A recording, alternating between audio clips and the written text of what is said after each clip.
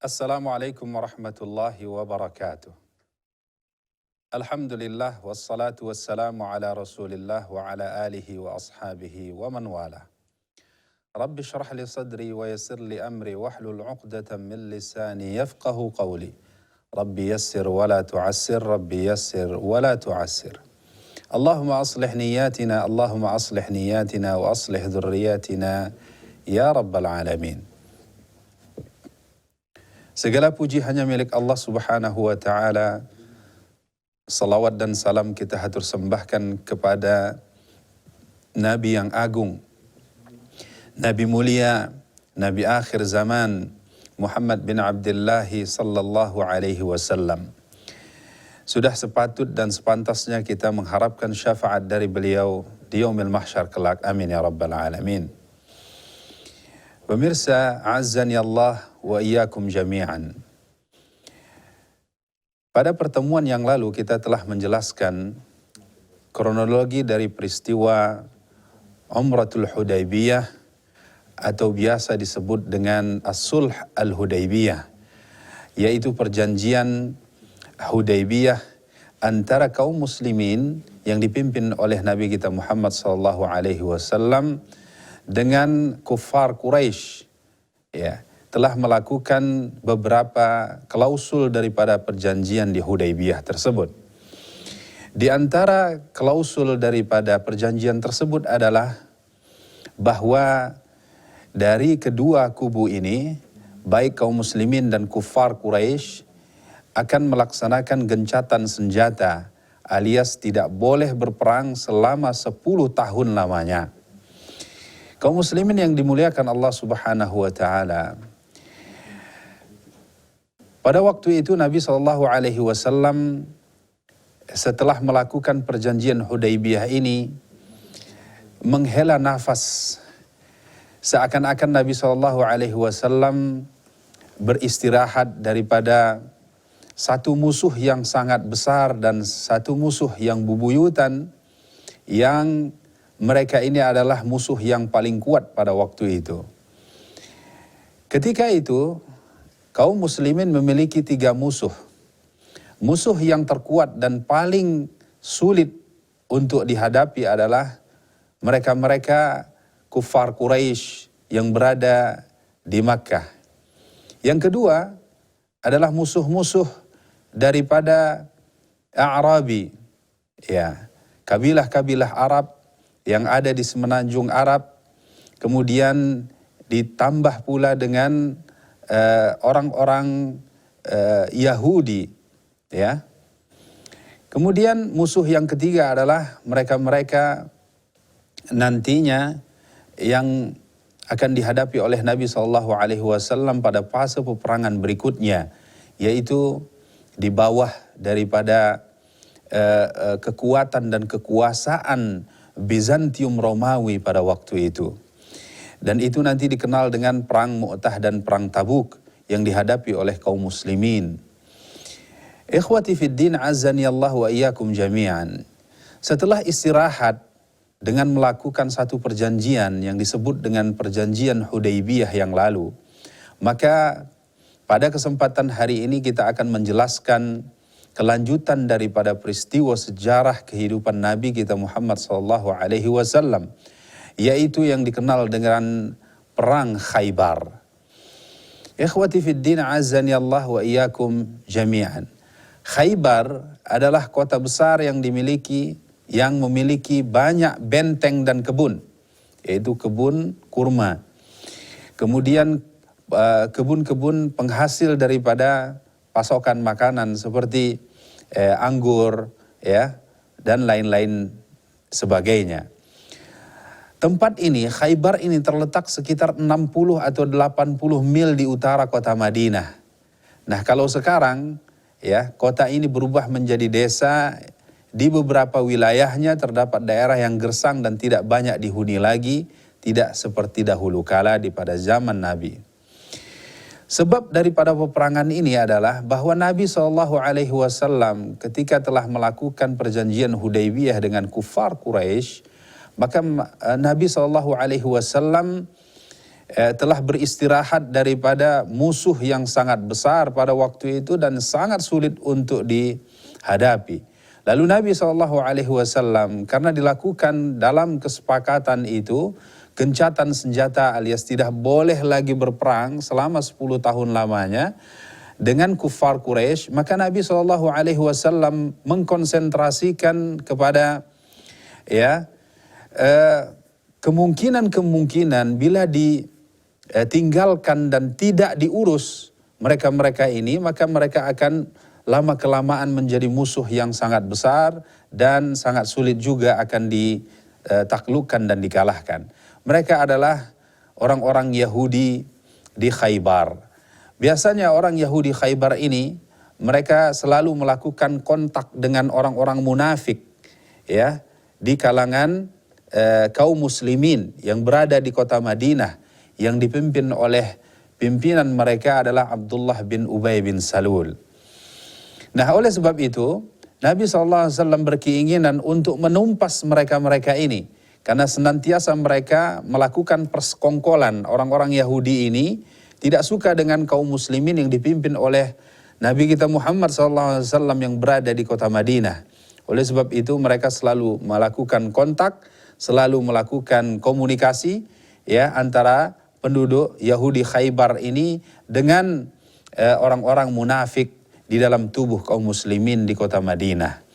Nah, oleh sebab itu Khaybar pada waktu itu adalah tempat bersarangnya orang-orang Yahudi yang memberikan memberikan semacam masalah atau sumber masalah yang mereka kerap sekali ya melakukan semacam makar atau usaha dan upaya untuk menghabisi kaum muslimin yang dipimpin oleh Nabi kita Muhammad SAW. Oleh sebab itu Nabi SAW berkeinginan untuk menumpas mereka ini seakar-akarnya. Oleh sebab itu Nabi SAW mengerahkan pasukan pada waktu itu adalah sebanyak 1.400 orang. Nah, pasukan ini adalah orang-orang yang dahulu pada peristiwa sebelumnya di Sulh Al-Hudaybiyah, ya, di perjanjian Hudaybiyah, mereka-mereka yang membaiat Nabi SAW tahta syajarah pada waktu itu yang disebut dengan Bai'atul Ridwan.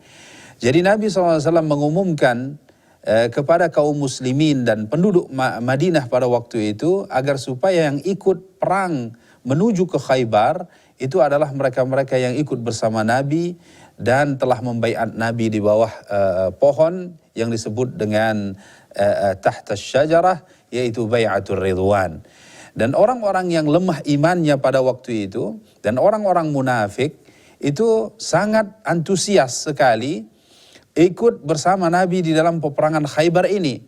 Akan tetapi Nabi SAW tidak mengizinkan mereka karena sudah diketahui ya bau daripada perbuatan yang tidak baik dari mereka, yaitu upaya untuk mewarisi ghanimah yang akan diwarisi oleh kaum muslimin daripada perang Khaybar ini. Nah, Nabi SAW mengumumkan secara resmi bahwa tidak boleh ikut pada peperangan itu di dalam barisan pasukan kaum muslimin kecuali mereka-mereka yang tadinya telah membaiat Nabi di Bai'atul Ridwan pada As-Sulh Al-Hudaybiyah sebelumnya. Oleh sebab itu, maka orang-orang munafik dan orang-orang yang lemah imannya pun kemudian ngomong dan berbicara di belakang Nabi SAW mengatakan yang tidak-tidak. Terkait dengan hal ini Allah Subhanahu wa taala ya mengabadikannya di dalam Al-Qur'an, ya tepatnya di dalam surat ya Al-Fath. Allah Subhanahu wa taala berfirman, "Sayaqulul mukhallafuna idzan talaqtum ila maghanima lita'khuduha dharuna nattabi'kum yuriduna an yubaddilu kalam Allah qul lan tattabi'una kadzalikum qala Allahu min qabl fasayaquluna bal tahsudunana bal kanu la yafqahuna illa qalila." Yang artinya adalah orang-orang Badui yang tertinggal itu akan berkata apabila kamu berangkat untuk mengambil barang rampasan, ya, biarkanlah kami, niscaya kami mengikuti kamu. Mereka hendak berubah janji Allah, katakanlah kamu sekali-kali tidak boleh mengikuti kami, demikian Allah telah menetapkan sebelumnya. Mereka akan mengatakan sebenarnya kamu dengki kepada kami, bahkan mereka tidak mengerti melainkan sedikit sekali. Oleh sebab itu Rasulullah SAW mengumumkan secara resmi bahwa tidak boleh ya ikut di dalam pasukan perang Khaybar ini kecuali orang-orang yang mengikuti Nabi dan telah berbaiat kepada Nabi di dalam bai'atul ridwan tahta syajarah yang jumlah mereka adalah 1.400 pasukan.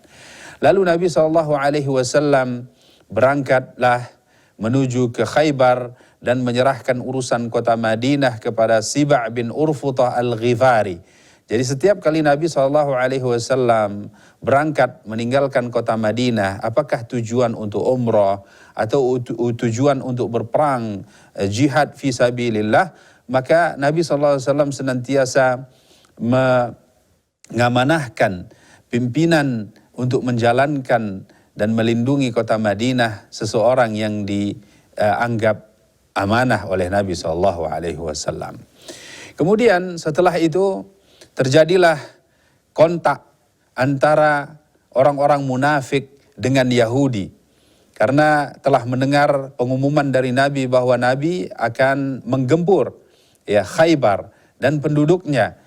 Lalu Abdullah ibn Ubay bin Salul, ya, gembong daripada Yahudi kota Madinah, maka mereka melakukan komunikasi dan memberitakan atas kepergian Nabi bersama pasukannya menggempur kota Khaybar, ya, dan akan menghabisi penduduknya. Lalu Abdullah bin Ubay bin Salul ini, ya, berkirim surat dan memberitakan kepada pimpinan Khaybar bahwa kurang lebih redaksinya adalah akan datang kepada kalian, ya, Muhammad dan pasukannya. Maka oleh sebab itu janganlah kalian takut menghadapinya, karena Muhammad ini memiliki sedikit bekal dan mereka telah terusir dari tanah kelahiran mereka dan jumlah pasukan mereka sangat sedikit. Karena kalian, kata Abdullah bin Ubay bin Salul kepada pimpinan Khaybar, memberitakan tetaplah di sana karena beradalah kalian di dalam benteng-benteng kalian yang kokoh dan janganlah takut menghadapi Muhammad karena bekal kalian sangat banyak dan cukup untuk, ya, kira-kira melawan dan, ya, bertahan di dalam benteng-benteng kalian. Nah, oleh sebab itu ketika orang-orang Khaybar mengetahui hal ini, mereka mengutus Kinanah bin Abil Haqiq dan Hauzah bin Qais kepada kabilah Ghatafan untuk meminta bantuan. Ya, Al-Ghatafan kita sebut, ya, bahwa itu adalah suku sekutu Quraisy dahulu ketika perang sebelumnya di perang Khandaq ataupun perang Ahzab. Ya, maka orang-orang ini berangkat menuju dua orang utusan ini Khaybar ini, yaitu Kinanah dan Hauzah, itu pergi ke kabilah Ghatafan untuk meminta bantuan dari mereka. Lalu kabilah Ghatafan, ya, juga merupakan sekutu Yahudi Khaybar dan pendukung mereka dalam menghancurkan kaum muslimin. Mereka menjanjikan imbalan setengah dari hasil buah kurma Khaybar kepada kabilah Ghatafan jika mereka mampu mengalahkan kaum muslimin. Ikhwati fid din, azani Allah wa iyaikum ajma'in. Kemudian Nabi pun singkat kata bergeraklah dari kota Madinah menuju ke kota Khaybar, ya. Kemudian kebiasaan Nabi SAW itu bergerak, ya, dan memasuki satu kota yang akan hendak ditaklukkannya, ya, pada malam hari dan tidak akan menggempur mereka kecuali setelah terbit fajar atau setelah melaksanakan sholat subuh. Lalu bergeraklah mereka, ya. Kemudian Nabi pun SAW berkeinginan agar menggempur mereka dari arah utara. Jadi kalau kota Madinah itu di bawah, maka kota Khaybar itu berada di sebelah utara kota Madinah, ya, dengan jarak 60 sampai 80 mil kira-kira. Kemudian Nabi ingin menyerbu mereka, ya, dari arah utara. Jadi bukan dari arah selatan begini, dengan tujuan agar supaya mereka penduduk Khaybar ini, Yahudi Khaybar ini tidak melarikan diri, ya, ke arah utara, ya, ke arah kekuasaan Bizantium Romawi di utara. Akan tetapi Nabi memotongnya, kemudian dengan tujuan yang kedua tidak bersatunya Ghatafan, karena Bani Ghatafan itu sebelah utara juga dari kota Khaybar, sehingga tidak bersatulah antara Ghatafan dengan Yahudi penduduk Khaybar. Khawati fiddin azani Allah wa iyyakum ajma'in. Kita akan lanjutkan kronologi peristiwa perang Khaybar ini setelah pesan-pesan berikut ini.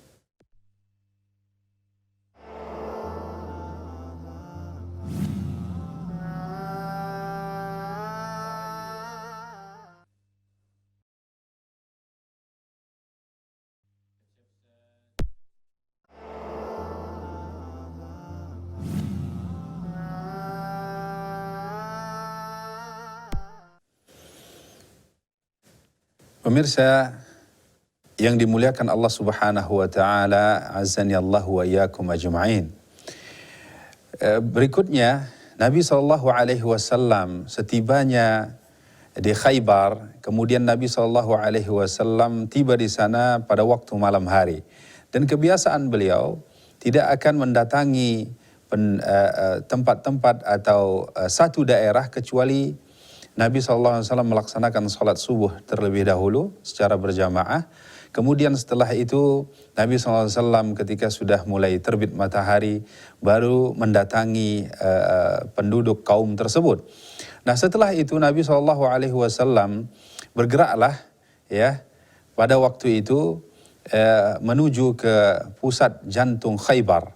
Kemudian pada waktu itu orang-orang penduduk Khaybar tidak mengetahui bahwa Nabi SAW dengan pasukannya datang secara tiba-tiba pada waktu itu, sehingga mengagetkan mereka. Di antara mereka ada yang beraktivitas sebagaimana biasanya, pergi berkebun ke ladang mereka masing-masing. Kemudian di antara mereka ada yang memergoki pasukan Nabi kita Muhammad dengan kaum muslimin yang jumlahnya 1.400 orang itu. Lalu ketika itu mereka berteriak-teriak, lalu lari terbirit-birit setelah melihat pasukan kaum muslimin dengan mengatakan, ya, bahwa Muhammad telah datang bersama pasukannya. Kemudian mereka pun lari terbirit-birit ke kotanya. Nabi pun bersabda, Allahu Akbar, hancurkanlah Khaybar. Allahu Akbar, hancurkanlah Khaybar. Sesungguhnya bila kami mendatangi kampung halaman suatu kaum, maka amat buruklah pagi hari orang-orang yang diperingatkan. Kaum muslimin yang dimuliakan Allah Subhanahu wa taala, Khaybar ini memiliki benteng-benteng yang sangat banyak dan kokoh. Ya. Di dalam buku-buku sirah disebutkan bahwa Khaybar ini memiliki 8 benteng yang sangat kokoh dan memiliki peralatan persenjataan yang lengkap, dan begitu juga memiliki pasokan makanan yang cukup untuk mereka.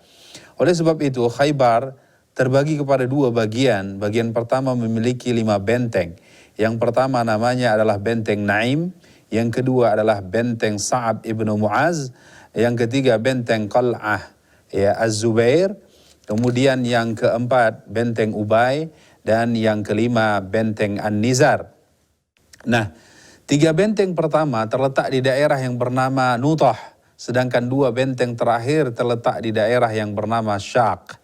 Adapun bagian kedua yang dikenal dengan sebutan Al-Katibah hanya memiliki 3 benteng saja, yaitu yang pertama benteng Qamus, ya, kemudian benteng Watih, dan yang ketiga adalah benteng Salalim. Nah, di dalam Khaybar masih ada benteng-benteng lain selain 8 benteng di atas. Hanya saja benteng-benteng itu kecil-kecil dan tidak sama kekokohan dan kekuatannya dengan ke-8 benteng itu. Nah, Kemudian Nabi SAW ketika sudah sampai di dekat kota Khaybar, maka tentu Khaybar ini sebagaimana saya katakan di awal tadi, dipenuhi dan dikelilingi kota Khaybar ini dengan perkebunan kurma yang sangat luas sekali. Jadi Nabi SAW pertama kalinya turun dan berkemah di satu tempat di antara dua kebun kurma, yang mana tempat itu ya kurang strategis. Lalu sahabat yang bernama Hubab bin Al-Mundhir, biasa Hubab bin Al-Mundhir ini adalah sahabat yang mengetahui strategi perang yang sangat cukup. Sebagaimana dahulu ketika perang Badar, dia juga yang mengusulkan kepada Nabi bahwa tempatnya kurang strategis. Kemudian Hubab bin Al-Mundhir ini mengatakan kepada Rasulullah, "Wahai Rasulullah, apakah tempat yang kita sekarang berada di sini itu merupakan tempat yang ditunjukkan oleh wahyu? Ataukah tempat ini ya fleksibel, bisa berubah-ubah, dan di dalam perang ini merupakan adu strategi, ya?" Lalu Nabi mengatakan kepada Hubab bin Al-Mundhir, "Sungguh ini adalah bukan diwahyukan oleh khabarkan dari langit, ya, bahwa di sini adalah tempat kita posisinya, tetapi ini merupakan tempat yang aku pilih sendiri," kata Nabi. Oleh sebab itu Hubab bin Mundhir mengatakan kepada Nabi, "Ya Rasulullah, sesungguhnya tempat kita ini tempat yang berair, kurang strategis untuk dibuat kemah karena dia becek. Kemudian tempat kita ini, ya, bahwa musuh bisa menjangkau kita dengan panah-panah mereka dari atas benteng-benteng Yahudi, ya, musuh. Kemudian sementara panah-panah kita tidak bisa menjangkau mereka. Nah, lalu mereka senantiasa dapat dengan leluasa, ya, memantau pergerakan kita, sementara kita tidak melihat pergerakan mereka. Oleh sebab itu tempat ini, kata Hubab bin Al-Mundhir, kurang strategis. Ya Rasulullah, mohon untuk dipindahkan ke tempat yang lebih strategis lagi." Lalu Nabi SAW mengijabah dan mengokekan pendapat Hubab bin Al-Mundhir ini dengan mengatakan, "Wahai Hubab, ya, siasat yang tepat adalah seperti apa yang kau paparkan." Kemudian dipindahkanlah perkemahan itu ke tempat yang lainnya. Lalu persiapan, ya, persiapan demi persiapan pun dilakukan oleh Rasulullah SAW. Lalu sehari sebelum mulai menggempur penduduk Khaybar pada waktu itu, Nabi bertanya kepada para sahabatnya, "Mana Ali bin Abi Thalib?" Kemudian sebelumnya bahwa Nabi SAW mengumumkan di malam itu bahwa dia mengatakan, "Esok hari aku akan memberikan panji perang, ya, Khaybar ini kepada seseorang yang mencintai Allah dan Rasulnya, dan ia pun mencintai Allah dan Rasulnya." Nah, lalu bubarlah para sahabat pada malam hari itu, dan setiap mereka telah berniat dan berangan-angan bahwa setiap mereka adalah orang yang dimaksud oleh Rasulullah SAW yang akan diberikan kepadanya panji perang Khaybar tersebut. Kemudian keesokan harinya setelah bangun dari tidur mereka, setiap orang berandai-andai dan berangan-angan bahwa orang yang dimaksud oleh Rasulullah adalah dirinya masing-masing. Oleh sebab itu Nabi SAW lalu bertanya, "Mana Ali bin Abi Thalib?" Nabi mencari dan bertanya tentang keadaan Ali bin Abi Thalib. Lalu mereka mengkhabarkan kepada Nabi bahwa Ali bin Abi Thalib sakit dan kedua matanya sakit. Kemudian Nabi SAW menyuruh agar supaya Ali dihadirkan di hadapannya. Kemudian setelah Ali tepat berada di hadapan Nabi, kemudian Nabi SAW meludahi kedua matanya, lalu mengusapkan matanya dengan ludah tersebut. Setelah hal itu terjadi, maka Ali pun sembuh dari sakit matanya seakan-akan seperti sedia kala. Kemudian diserahkanlah panji perang, ya, Khaybar itu kepada Ali bin Abi Thalib. Lalu Ali memimpin peperangan menuju ke penaklukan benteng yang pertama yang paling kokoh, yaitu benteng Naim. Nah, dari kedelapan benteng itu, benteng yang pertama kali diserang kaum muslimin adalah benteng Naim. Ia merupakan garis pertahanannya yang pertama kaum Yahudi karena letaknya yang strategis. Benteng ini adalah kepunyaan Marhab, seorang pahlawan Yahudi yang dianggap mempunyai kekuatan sebanding 1.000 orang. Nah, keluarlah Ali bin Abi Thalib bersama kaum muslimin menuju benteng ini dan menyeru orang-orang Yahudi kepada Islam. Mereka menolak seruan ini sambil menampakkan diri bersama raja mereka yaitu Marhab. Sesampainya di medan pertempuran, ia menantang duel 1 lawan 1 perang tanding.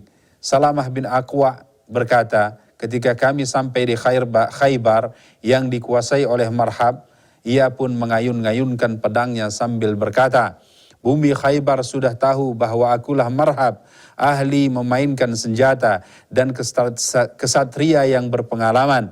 Jika pertempuran mulai berkecamuk dan membara, lalu majulah pamanku Amir ke hadapannya dan berkata, Salamah bin Aqwa mengatakan, majulah pamanku. Kemudian dia berkata, bumi Khaybar juga sudah tahu bahwa akulah Amir, ahli memainkan senjata dan kesatria yang tak kenal takut.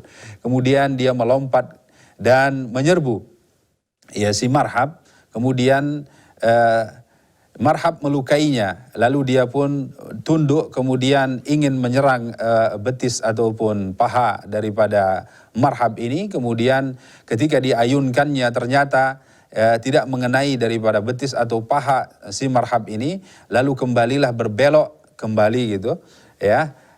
Senjata itu mengenai lutut si Amir sendiri, kemudian dengannya dia mati syahid.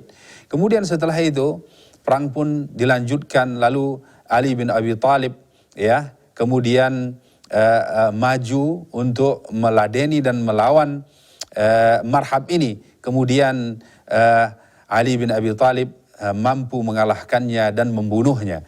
Lalu setelah itu keluarlah adik daripada Marhab ini untuk membela dan membalaskan dendamnya ya. Lalu dihadapilah oleh seorang sahabat yang bernama Az-Zubair.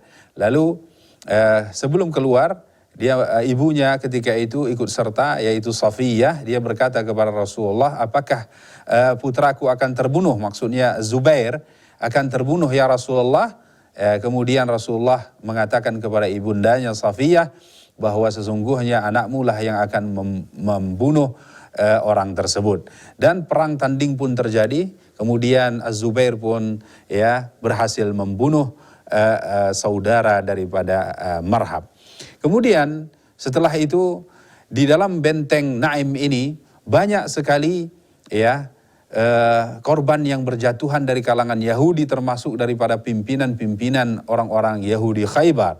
Kemudian Nabi SAW setelah berhasil menguasai kaum muslimin, setelah berhasil menguasai benteng Naim ini, lalu berpindah ke benteng sebelumnya yaitu benteng As-Sa'ab bin Mu'az. Tentu ketika orang-orang Yahudi tadi dipukul mundur dari benteng Naim, maka mereka berlindung ke benteng berikutnya yaitu Sa'ab. Terus berlanjut begitu ya. Maka dalam hal ini Nabi SAW memberi komando untuk menghabisi benteng As-Sa'ab ini kepada Hubab bin Al-Mundhir. Lalu Hubab memimpin perang tersebut. Kemudian Nabi SAW pun mengepung kaum muslimin mengepung benteng tersebut selama 3 hari. Lalu setelah 3 hari Nabi pun pada hari ketiganya berdoa secara khusus untuk penaklukan benteng ini. Lalu berhasillah benteng yang kedua ini ditaklukkan oleh kaum muslimin. Berikutnya pindah lagi ke benteng yang ketiga yaitu benteng Az-Zubair ya, dipimpin oleh Rasulullah SAW sendiri ya. Lalu dikepunglah ya selama berhari-hari ya benteng Az-Zubair ini. Kemudian ada seorang Yahudi mengatakan kepada Rasulullah, wahai Rasulullah, sesungguhnya mereka akan bertahan di dalam karena mereka mempunyai pasokan air yang mengalir di dalam benteng tersebut. Kemudian mereka dapat meminumnya gitu malam hari. Kemudian keesokan harinya mereka berlindung lagi di benteng Az-Zubair tersebut. Lalu orang Yahudi ini mengatakan kepada Nabi, mereka tidak akan keluar dari benteng tersebut kecuali setelah engkau putuskan pasokan air mereka. Kemudian Nabi pun memutuskan pasokan air mereka. Lalu Nabi SAW benar berita yang dikhabarkan oleh seorang Yahudi tersebut kepadanya. Lalu keesokan harinya setelah diputus pasokan air mereka, maka keluarlah orang-orang Yahudi yang berlindung di benteng Az-Zubair ini. Lalu terjadilah perang yang sangat sengit di antara kedua kubu, kubu Khaybar dan kubu kaum muslimin. Nah, setelah itu tewaslah sekitar 10 orang dari penduduk Khaybar dalam benteng Az-Zubair ini. Lalu akhirnya Rasulullah dapat menaklukkan benteng tersebut. Khawati fiddin azani Allah wa iyyakum ajma'in. Setelah itu penaklukan benteng Ubay. Kemudian di dalam benteng Ubay ini komando yang diberikan oleh Rasul kepada seorang pendekar yang disebut dengan Abu Dujanah. Abu Dujanah ini adalah pendekar dengan pita merah yang diikatkan di kepalanya. Dia kalau sudah mengikatkan kepalanya dengan pita merah ini, berarti dia telah siap untuk mati di medan juang atau fi sabilillah. Nah, kemudian singkat kata, benteng Ubay pun berhasil ditaklukkan oleh kaum muslimin. Setelah itu benteng An-Nizar, kemudian 5 benteng yang pertama di Nutah itu berhasil ditaklukkan oleh kaum muslimin. Khawati fiddin azani Allah wa iyyakum ajma'in. Kronologi dari peristiwa perang Khaybar ini akan kita lanjutkan setelah pesan-pesan berikut ini.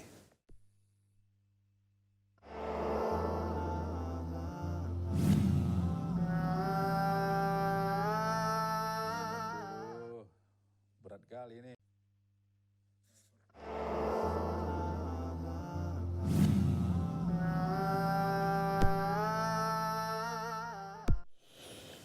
Ikhwati fiddin azani Allah wa iyyakum ajma'in.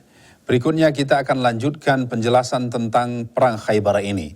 Nah, setelah 5 benteng di kawasan Nutah itu ditaklukkan oleh kaum muslimin, kemudian kaum muslimin pun melanjutkan pada benteng ketiga yang lainnya.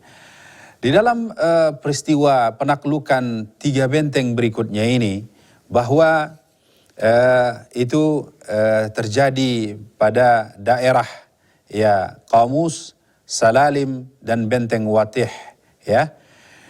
Ada perbedaan pendapat di antara ahli sejarah, namun kita mengambil bahwa pendapat setelah melakukan penggempuran dan pengepungan di 3 benteng yang terakhir ini, maka pemuka daripada Khaybar ini datang menemui Nabi untuk melakukan satu perjanjian damai. Kemudian Nabi SAW menerima perjanjian tersebut.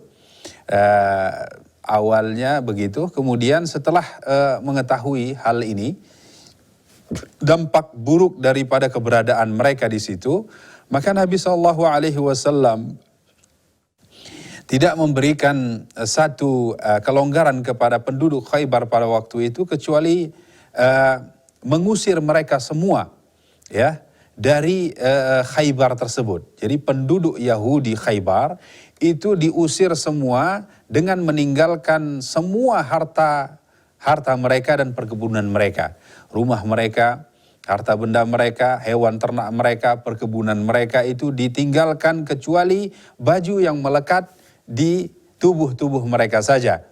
Lalu setelah itu diumumkan dan diultimatum oleh Nabi SAW, lalu datanglah pemuka Khaybar ini mengatakan kepada Nabi SAW dan berusaha untuk menegosiasi Nabi dengan mengatakan, wahai Muhammad, sesungguhnya ya Khaybar ini memiliki kebun-kebun yang sangat luas, dan sesungguhnya kami adalah orang yang paling ahli di dalam merawat dan mengembangkan kebun-kebun ini.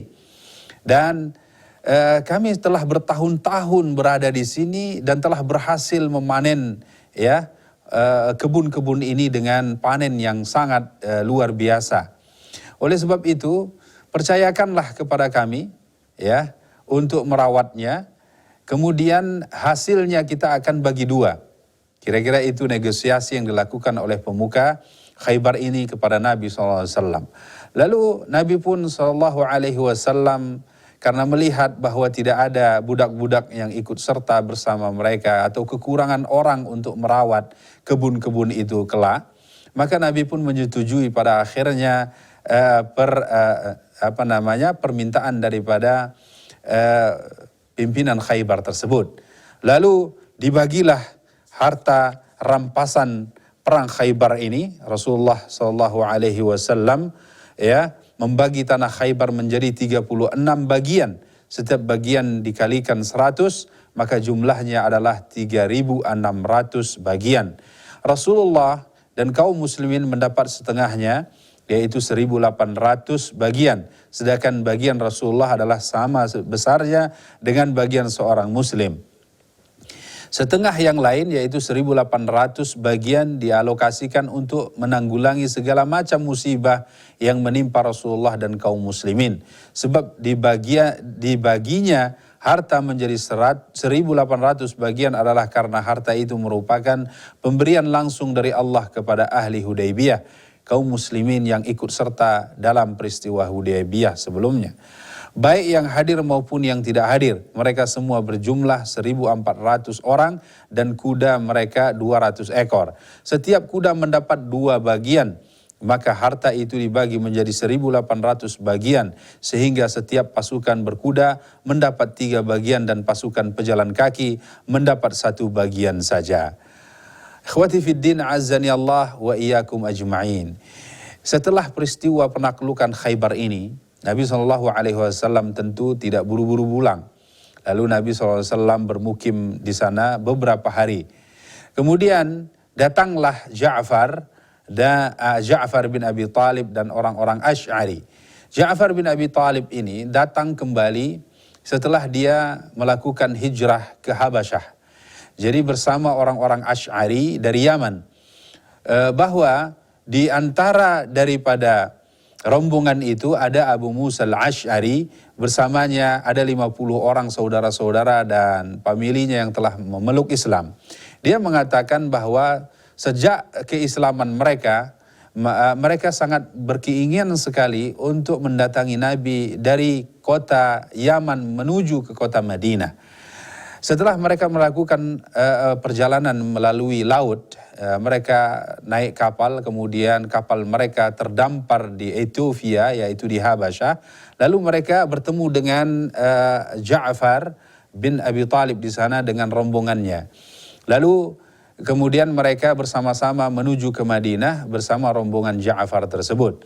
Nah, Ja'far bin Abi Talib ini merupakan sepupu Nabi SAW, yaitu anak pamannya Abu Talib.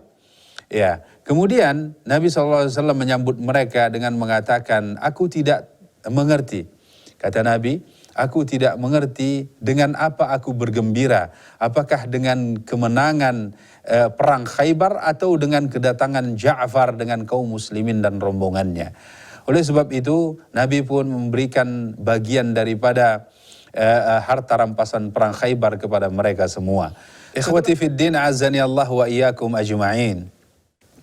Setelah peristiwa kedatangan Ja'far bin Abi Talib bersama rombongan dari Yaman yang dipimpin oleh Abu Musa al-Asy'ari, Nabi SAW kemudian ada peristiwa yang lainnya, yaitu pernikahan bersama Safiyah Ummul Mukminin bintu Huyai. Nabi awalnya ketika membagikan tawanan-tawanan perang daripada perempuan-perempuan Khaybar, maka Nabi SAW membagikannya kepada para mujahidin dan kaum muslimin yang ikut serta dalam perang itu. Nah, pada awalnya bahwa Safiyah itu dijadikan tawanan ketika suaminya Kinanah bin Abil Haqiq dihukum mati karena pengkhianatannya.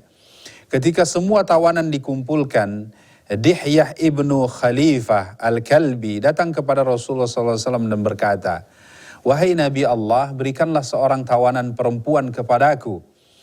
Maka Nabi bersabda, "Ambillah satu." Nah, ia pun mengambil Safiyah binti Huyai. Lalu seorang datang kepada Nabi SAW lalu berkata, "Wahai Rasulullah, sesungguhnya Safiyah itu merupakan istri daripada pemuka Khaybar dan anak daripada Raja Khaybar.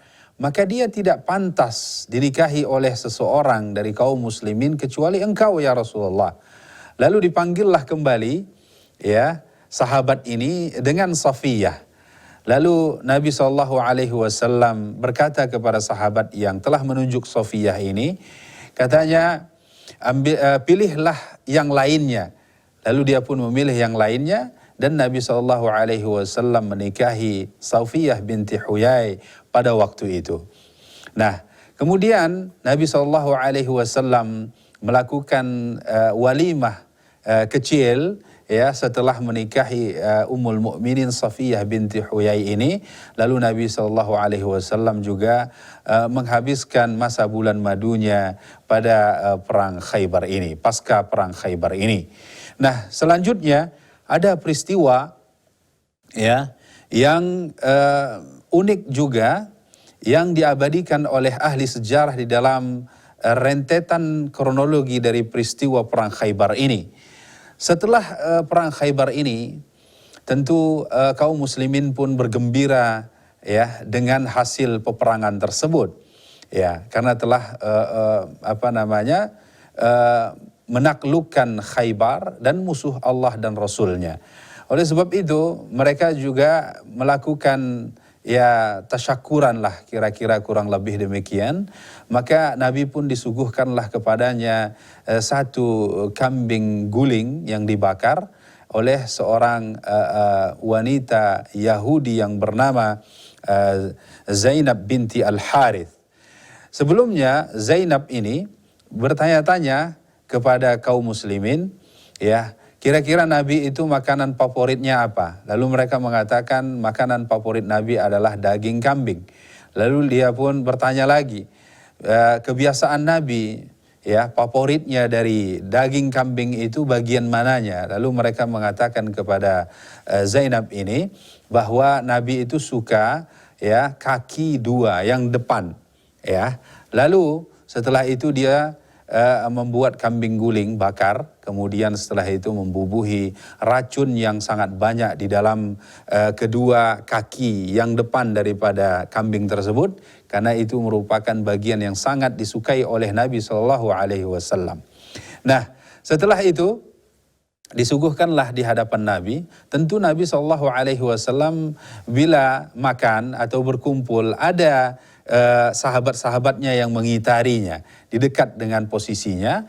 Lalu Nabi SAW mengambil ya potongan daripada kambing guling tersebut, kemudian memilih bagian kaki depan, paha kaki depannya.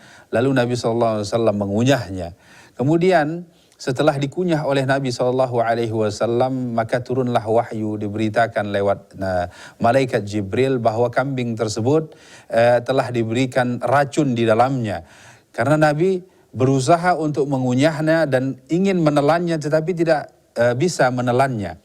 Nah, kemudian Nabi SAW mengeluarkan dari mulutnya ya kambing tersebut. Kemudian ternyata ada sahabat yang telah mendahului Nabi ya memakan daging kambing itu yang telah diberikan racun tersebut. Setelah itu ya sahabat ini kemudian tentu mengalami keracunan di dalam tubuhnya.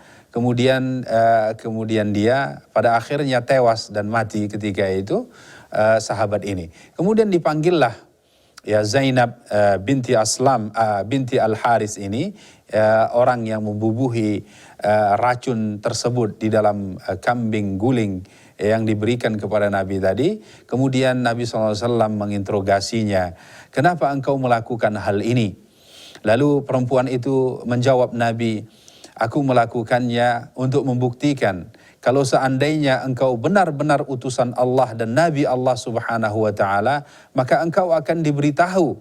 Dan apabila engkau adalah seorang raja, maka itulah tujuanku dan aku pun beristirahat daripadamu. Istilahnya dia telah menuntaskan misinya untuk membunuh seorang raja. Lalu benar saja ternyata engkau adalah seorang nabi utusan Allah dan diberitakan bahwa engkau telah memakan daging yang ada kandungan racunnya. Kemudian Nabi SAW membebaskan perempuan ini, memaafkannya, tetapi karena sahabat yang ikut serta memakan daging yang beracun tadi meninggal dunia, maka Nabi kemudian menghukum perempuan ini dengan kisos karena telah menjatuhkan korban sehingga tewas, maka akhirnya dia pun dipenggallah dan dibunuhlah perempuan yang memberikan racun tersebut kepada Nabi. Ikhwati fid din, azzani Allah wa iyyakum ajma'in. Berikutnya adalah korban-korban yang berjatuhan dari dua kubu pada perang Khaybar ini. Nah, beberapa pendapat daripada ahli sejarah mengatakan bahwa ada 23 nama yang jatuh dari korban di perang Khaybar ini. Maka jumlah yang syahid dari pihak muslimin dalam perang Khaybar sebanyak 16 orang. 4 orang dari kaum Quraisy, 1 orang dari kabilah Asja', 1 orang lagi dari kabilah Aslam, 1 orang lagi dari penduduk Khaybar, dan sisanya dari kaum Ansar. Itu jumlah korban yang berjatuhan dari pihak kaum muslimin, yaitu jumlah totalnya 16 orang. Adapun jumlah total dari penduduk Khaybar itu adalah 23 orang, sebagaimana yang saya sebutkan sebelumnya ini. Bahwa